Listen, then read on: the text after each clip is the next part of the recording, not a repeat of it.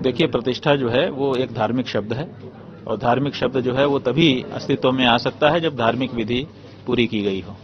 चूंकि वहां मंदिर अभी अर्धनिर्मित है, इसीलिए अर्धनिर्मित मंदिर में प्रतिष्ठा शास्त्रानुकूल नहीं है। इसीलिए वो एक आयोजन है और राम महोत्सव हो सकता है, वो कोई और नाम का आयोजन हो सकता है, लेकिन प्रतिष्ठा शब्द से अभी हम उसको स्वीकार नहीं कर रहे हैं। इसीलिए वहां प्रतिष्ठा नहीं है। उत्सव हो रहा है, उत्सव में सब लोग भाग रहे हैं, हमारी भी शुभकामना है, लेकिन वो प्रतिष्ठा तब बनेगा जब मंदिर पूरी तरह से निर्मित हो जाए और जो रामलला विराजमान प्रकट हुए हैं उस स्थान पर और जिन्होंने ये मुकदमा लड़ करके जीता है, उन्हीं रामलला की प्रतिमा मुख्य स्थान पर, मुख्य वेदी पर विराजमान होनी चाहिए। अगर किसी और मूर्ति को स्थापित किया जाता है तो ये उन रामलला के प्रति भी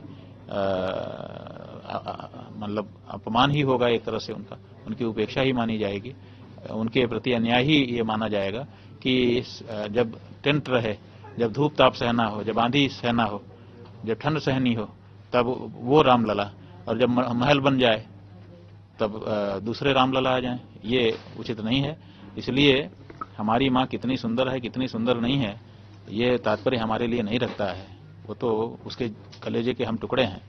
इसलिए जिस मूर्ति ने प्रकट होकर के हम सबको ये बल दिया कि तुम हमारे लिए लड़ो, हम तुमको बल दे रहे हैं, और जिस मूर्ति ने मुकदमा लड़ा और जीती, उसी मूर्ति के लिए यह मंदिर बनाया गया है। अगर उस मूर्ति की उपेक्षा की जाएगी तो ये अच्छा नहीं होगा। इसलिए उसी मूर्ति की वहां पर स्थापना होनी चाहिए। सरकार कह रही है कि मंदिर जो है वो बिल्कुल रेडी है, ऐसा कुछ है? बिल्कुल रेडी नहीं है। अगर रेडी होता तो अभी तक आप चित्र दिखा देते हमको, लेकिन कोई भी मीडिया का व्यक्ति जो मॉडल है उसका चित्र तो आप लोग दिखा रहे हैं। अभी गुजरात से, नवसारी से हमारे पास लोग आए थे आज सवेरे ही। उन्होंने कहा कि हम बहुत बड़ी अगरबत्ती बना करके लेके आए थे, इतनी बड़ी कि अभी तक दुनिया में कभी उतनी बड़ी अगरबत्ती नहीं बनी। बड़ी श्रद्धा से लेकर के आए थे, लेकिन जब हम अयोध्या में पहुंचे तो हमने देखा कि मंदिर ही अभी बना नहीं है, अभी तो 40% केवल काम हुआ है। तो हमको बड़ा मन में दुख हुआ। हम तो मॉडल का चित्र देख करके आए थे, समझ रहे थे कि इतना बन चुका है। और फिर उन्होंने कहा कि वहीं पर हमने आपका नाम सुना, फिर पता किया कि ये महात्मा जी कहाँ हैं, तो पता चला कि दिल्ली में हैं। तो हम आपका दिल्ली में दर्शन करने के लिए आए हैं। हम वहां गए तो हमारे साथ धोखा हो गया, क्योंकि हम तो जान रहे थे कि मंदिर बन गया है, लेकिन वहां तो अभी 40% ही काम हुआ है। तो आज ही नवसारी से आए लोगों ने, आप उनका पता कर सकते हैं, क्योंकि उन्होंने अयोध्या में बहुत बड़ी अगरबत्ती जलाई है, तो स्वाभाविक है कि खोज खबर करने से पता चल जाएगा कि वो लोग कौन है। आप कब जाएंगे?